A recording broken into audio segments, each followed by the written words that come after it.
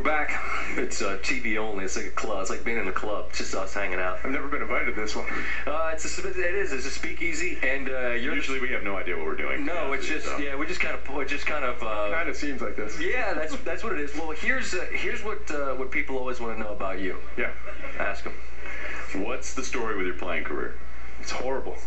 Well, see, that's not true, though. That's not true. You were a legend in high school, Yeah, right? high school. I mean, everyone's a legend in their own mind in high school. I went to University of Richmond. Right, you were walked recruited.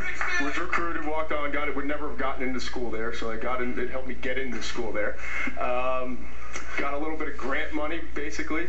Played for 2 years. Never really got to actually play much, and then wound up injuring my back because I was a scout team punching bag for Sean Barber, who wound up with the Houston Texans and a bunch of different teams. Mark Megna, who's a mass guy who played in the NFL for a while, and they would kind of meet in the middle with me and got banged up and decided, you know what, we're moving to more of a spread option, and I'm more of a drop back guy, so I'm going to try to use this to get into coaching a little bit.